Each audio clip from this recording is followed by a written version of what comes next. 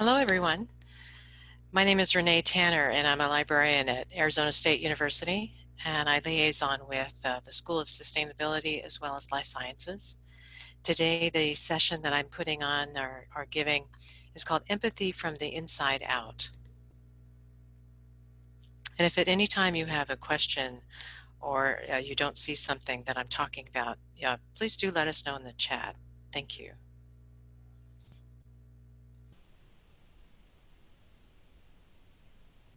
So this is my reminder to start the recording, and that it has been started, so we're in good shape. I want to thank the founding partners, San Jose State University School of Information, for the opportunity to be part of this conference, and for this conference in general. I think the topic is really important. So a little bit about myself and my interest in self-compassion. It was funny, yesterday as I was getting ready for this presentation, a coworker of mine said, "Well, have you ever presented on this? What do you know about self-compassion?" And I thought, oh, that's really interesting. I'm so glad he said that today instead of, so I could think about it. And so I actually put this slide in as a result because I wanted you to have a better understanding of where I'm coming from. So I haven't presented on self-compassion, and I don't have a master's in social work, but I have noticed the role of self-compassion in my own life, and I've also been very interested in like conflict management and given presentations on that, as well as professional presence. So how we present ourselves and how that actually changes our physiology. And I find this topic incredibly interesting. I read about it a lot on my own, and I think that it definitely it's kind of this hidden gem that we forget about. And ultimately, I wanted to give this presentation to you as a gift so that you can use the information in here that researchers have put together, that we have known for eons, and use it in your own life. So let's start with some definitions. First of all, what is empathy and what is compassion, and how are they similar and how are they different? Well, empathy is this understanding and sharing of a feeling of another. So maybe we witness someone or see someone, and we're able to recognize in them some feeling. Maybe they're feeling sorrow, or maybe they're feeling joy. And as a result, we're able to modulate and actually have the same feeling. Compassion is similar, only a little bit different in the sense that we have that feeling of another and we are experiencing a common emotion between the two of us. But now I want to alleviate their suffering. So I have been touched by their suffering, and I want to turn toward them and alleviate it. I like this quote by Brene Brown about compassion. And she says, "Compassion is not a virtue. It is a commitment. It's not something we have or don't have. It's something that we choose to practice." And I find that really helpful, especially as I think about practicing self-compassion. So it's this ability to turn that caring toward ourselves. And we have been told some misinformation actually about self-compassion and our ability to care about others. So often we hear that we have to love ourselves before we can love others. And that's actually not true. Some very loving people don't have the full amount of self-compassion that would help them. In fact, we'll never reach the zenith in terms of self-compassion. So what exactly is self-compassion? Well, we know that it's linked to this connected presence, a loving connected presence, and that it has three primary components. And this is from the research of Kristin Neff, which I'll talk about more in a moment. But she's identified these three primary components of self-compassion. One is self-kindness, so that we actively use supportive language, especially when we have a stumble. And so when we talk to ourselves with a supportive and kind-hearted language. We also recognize that we are connected to other human beings and that we are part of the common humanity. And as we look around the world, we see that other human beings have mishaps and mistakes and joy and all of those things that make them human. And we accept that about them. But so often we won't accept that in ourselves. And then lastly, there's a big role of mindfulness in self-compassion. And mindfulness is this ability to be with ourselves when we are suffering. And it's this balanced awareness so that we're not, kind of rolling around in our sadness. It's not about self-pity, but rather this acceptance and this awareness of our emotional state, which actually helps us grow. Because when we have emotions, we have the choice of either stuffing them away or recognizing them and learning from them and becoming stronger. So I mentioned Kristin Neff. She's a PhD, a researcher of psychology, and she actually really got interested in this topic when she was getting her doctorate degree at Berkeley. She said it was a very difficult time. She was going through a divorce at the time, and it was a contentious divorce. And she had a lot of shame about it. She had a lot of worry about it. She also had a lot of worry that not so much that she would finish her PhD or not. She felt pretty sure she would, but she didn't know if she'd be able to find a job afterwards.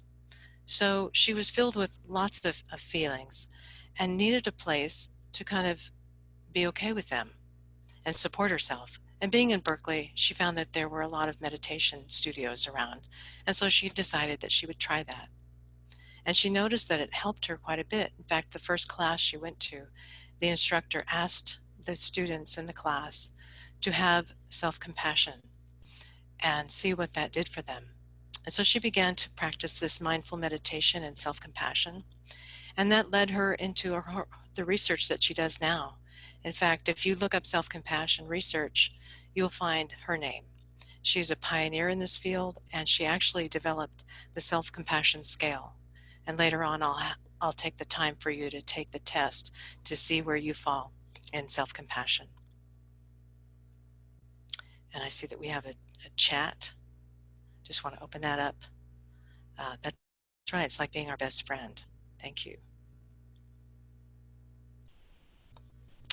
So now I'd like to take a moment to share a poll with you. So we're going to bring up our first poll.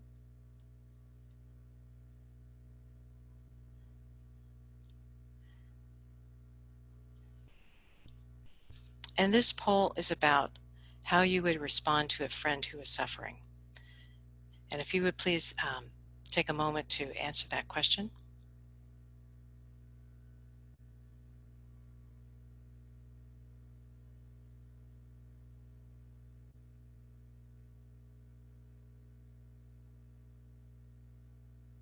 Great, we're getting lots of responses. I'm going to take the time and let people participate.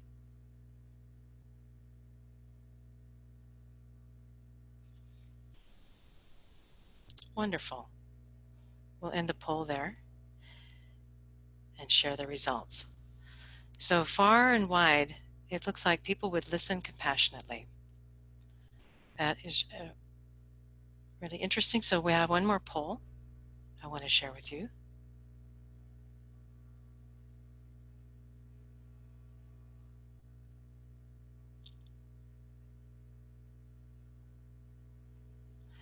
Okay, let me see. Let's try this again here.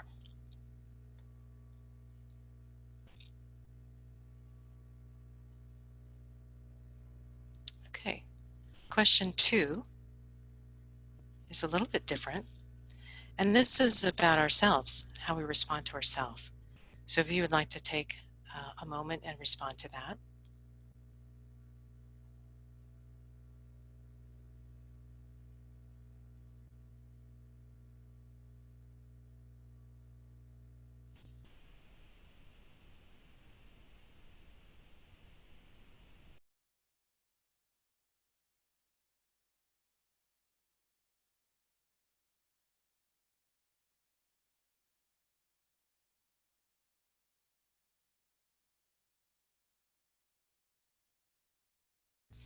Okay, let's end the polling and show the answers for that. So by and large, people remind themselves that they're human, so that's very good. But notice how we are a little bit different in how we respond to a friend and how we respond to ourselves. So we were definitely more critical of ourselves than we are of a friend. Shut the poll. So attributes of self-compassion. It allows us to be a really good friend to ourselves and treat ourselves with the kind of care that we would treat a friend. And that we also acknowledge in that process that we are deserving of understanding and care just like anyone else. And it's especially helpful when we have a metaphorical, we trip over our own feet. In those times when we're embarrassed or we make a mistake, that's when self-compassion can really come in and help us cope with these situations. So without self-compassion, what are we like? Well, we become perfectionistic because we're so afraid of making a mistake that we, really start to value perfection. And as we know, perfection just isn't possible. We're human beings. And we become self-judging and use harsh words against ourselves. And we find it difficult to self-soothe. And again, we take less risks because we try to do what's tried and true. And we're less likely actually to acknowledge our wrongdoing. So when we've made a mistake, it's really hard if we don't have that self-compassion inside of ourselves to admit that we've made a mistake. And we also feel emotionally isolated because we've removed ourselves from the human family. So why would we resist self-compassion? We've probably noticed that it has some wonderful benefits. So why would we resist it? Well, so often we mistake it for self-pity. So we think, oh, if I give myself self-compassion, then I'm going to, be an egomaniac. I'm going to roll around in my self-pity. I'm going to indulge myself in ice cream and, movies, and I'm not going to be motivated to make the changes that I need to make. And what's really interesting about the research is it's the opposite, actually, of all of these things. When we have self-compassion, we're more likely to see things in a balanced way and see things as they really are and not have self-pity. And we're actually more likely to be self-motivated. So the motivation is internal and intrinsic. So what is the difference between self-compassion and self-esteem? Well, it's interesting that the research has identified that there are three primary components to self-esteem, and they're all social comparison. So they're all related to social comparison. So am I accepted by my peer group? Do I have social acceptance? Am I externally attractive? Do I have the right clothes on? Does my hair look great today? Do I have the career I wanted? Do I have the success? Did I get the promotion? And so what often happens with self-esteem is it actually happens after we have these measures of success happen. And so self-esteem goes up and down.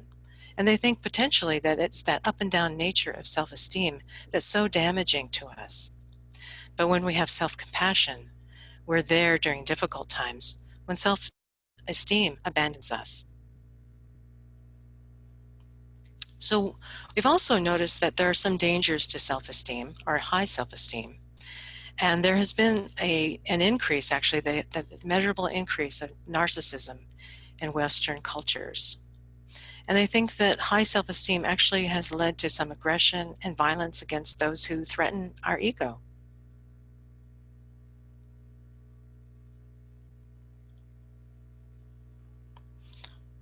But with self-compassion, we can take this back and put this care into ourselves. And now I'd like to share in the chat, I'm going to share this link to the self-compassion test. And I'd like you to take about 5 minutes to take that test. So let's see, we'll go over to the chat box.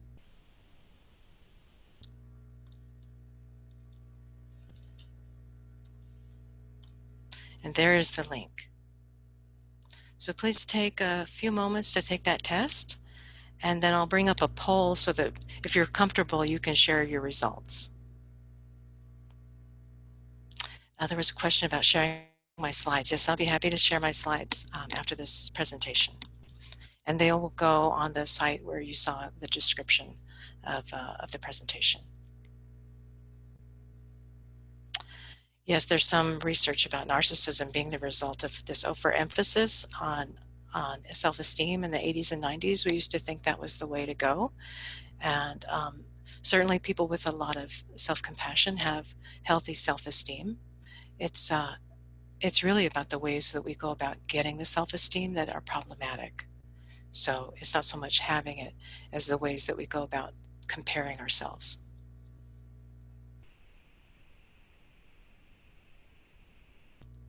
Oops, one moment. I just got a note that my internet was unstable. I hope that, no, you don't have to sign up to take the self-compassion test. You can just take it. So I know there's a little box that came up. You can just shut that.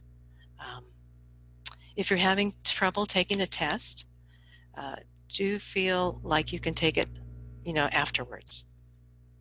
Let's see. Yes, the page is not loading. Okay. Well, let's not worry about the test. It is really interesting to see where you fall, though. It's a 1 to 5 scoring, and it measures all types of dimensions of our self-compassion. And it really just helps us to understand maybe there's some more that we can build capacity and more resilience that we can build and work on it. So I think it crashed. All right.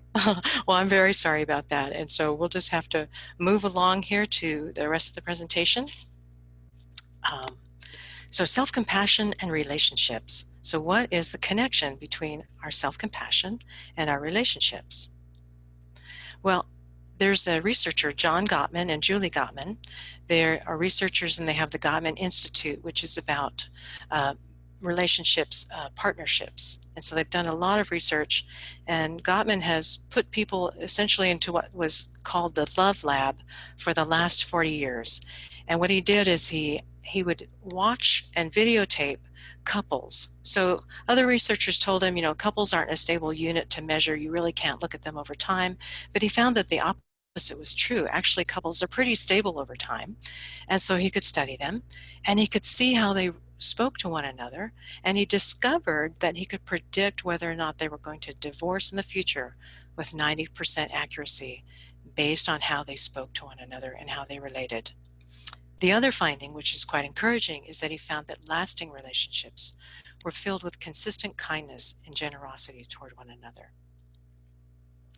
So Gottman also identified that in these bad behaviors, or these bad communication behaviors, that there were what he called 4 horsemen, like the 4 horsemen of the apocalypse in the New Testament.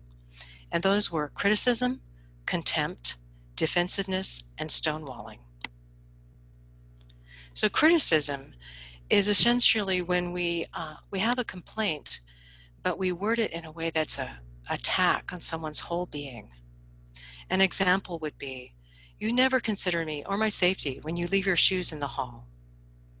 And the cure, or the antidote to this criticism, is I statements, to have a soft startup and respectfully ask that our needs be met. So an alternative could be, "Dear, could you please put your shoes on the rack, because I'm worried that in the middle of the night I'm going to get up and I'm going to trip on them, and I don't want to fall." So we're asking that our needs be met and putting it in this soft startup. Now, contempt, of all the 4 horsemen, this one was the worst. So this one is really mean behavior. And when we have contempt for someone, we might use mocking sarcasm, might mimic their behavior, we might roll their eyes when they speak. And so we're kind of taking this stance of superiority over this other person.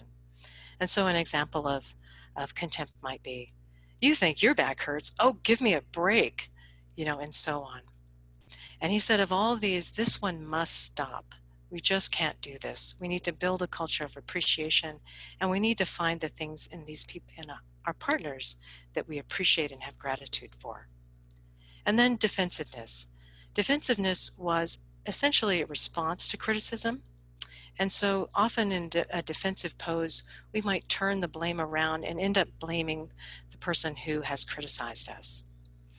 The cure, or antidote to this behavior, is to accept our partner's perspective, take responsibility for what they are complaining about, and then offer an apology. And then stonewalling was the last one. And this one actually takes time to build up. So it's as the result of receiving a lot of criticism. And so we begin to tune out. We begin to act busy, or we just want some way to get out of this receiving of the criticism. And it can be hard. It can be a hard habit to break. But one of the things to do to break this habit is to actually take a timeout. So acknowledge that you're overwhelmed and that you need a timeout, and that when you feel better and you're more stable, maybe you go take a walk or run or whatever, then you can come back and have that conversation.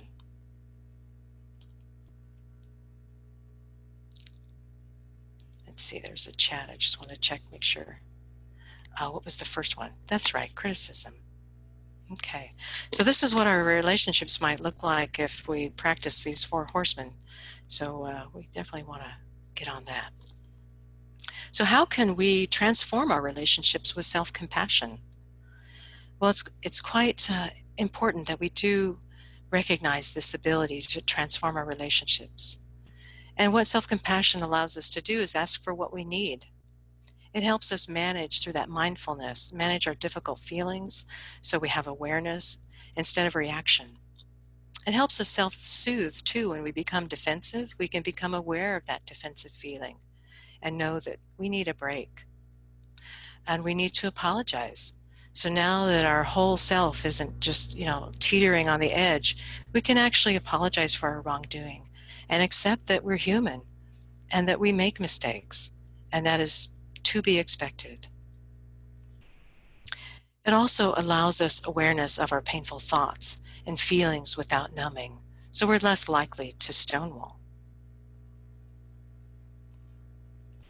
So I'd like you to take a moment and think about a recent event, or it doesn't have to be recent, but I know that human suffering is pretty much a daily event.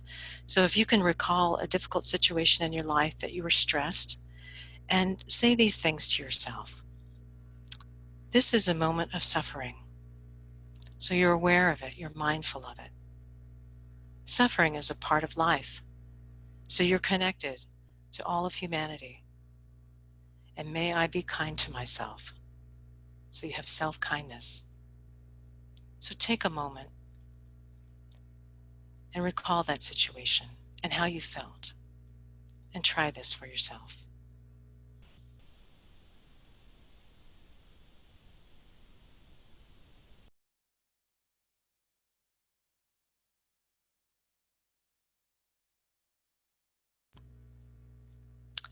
Okay, oops, let me go back here, not too far. Another element or dimension of self-compassion is knowing emotional boundaries. So Brene Brown is a researcher and has done a lot of research about vulnerability. In fact, she would be a pioneer in vulnerability research. And she has interviewed who she has deemed the wholehearted. And she's found that wholehearted people are some of the most compassionate people. And what makes them so compassionate is they have boundaries of steel. So she said, compassionate people ask for what they need. They say no when they need to, and when they say yes, they mean it. They're compassionate because their boundaries keep them out of resentment.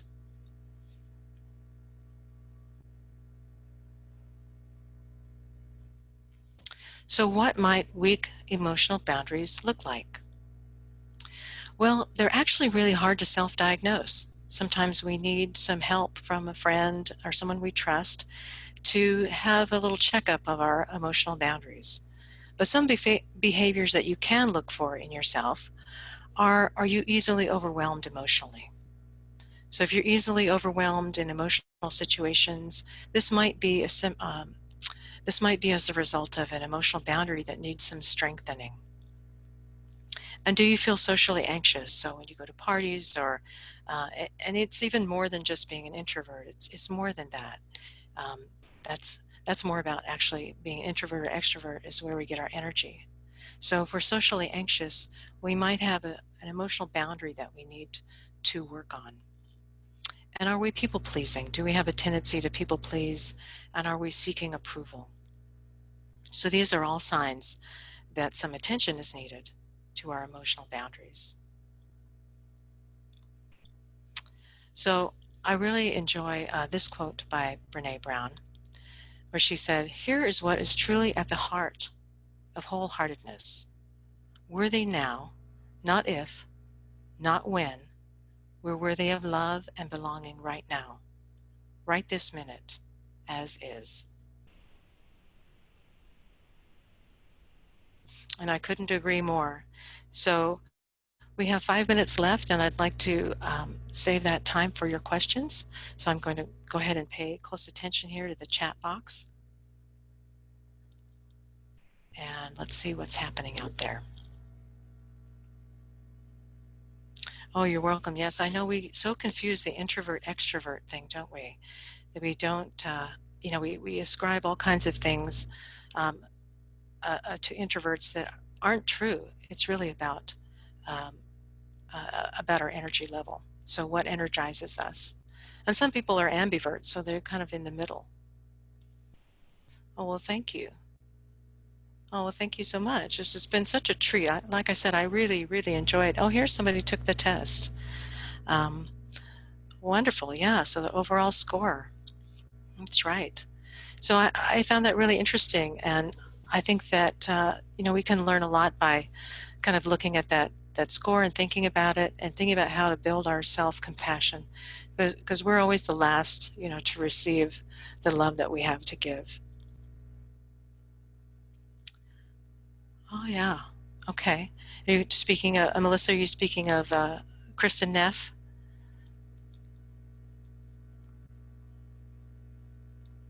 How do you remain wholehearted in a hostile, fast-paced environment? Yes. Well, that is a very, very good question. I think that that's a very challenging thing. You have to have a lot of self-compassion. And honestly, I think that we have to remove ourselves the best we can from these environments.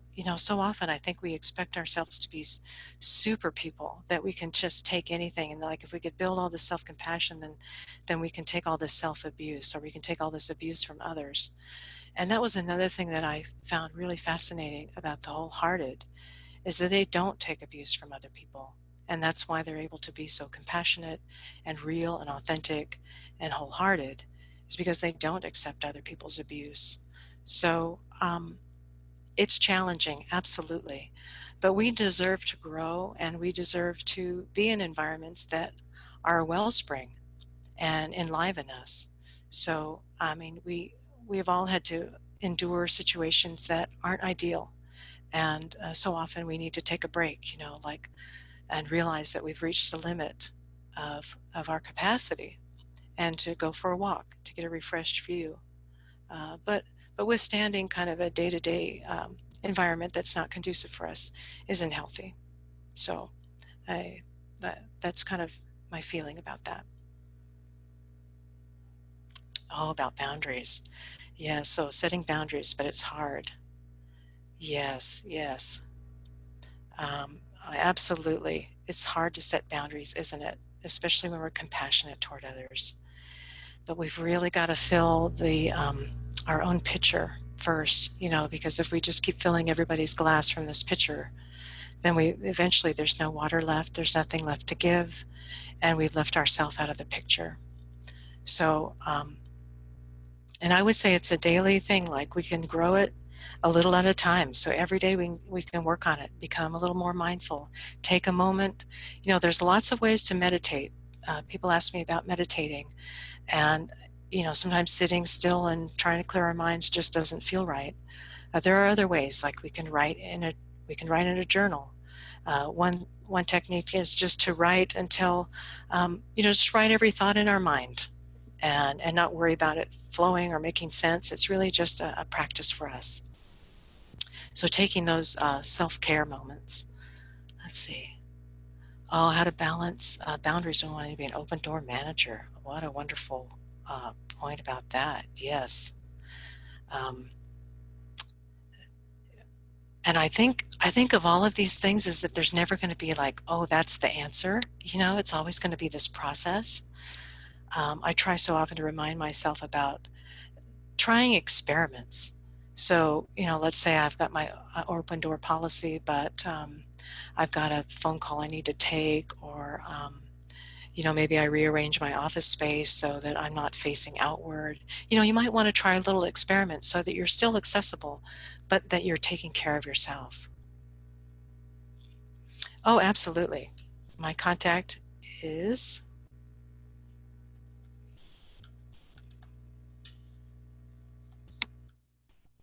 please do feel free to email me with any questions. Um, I've really enjoyed this, so thank you so much for being here. I will put the presentation on the Wholehearted website. So thank you so much. Bye-bye now.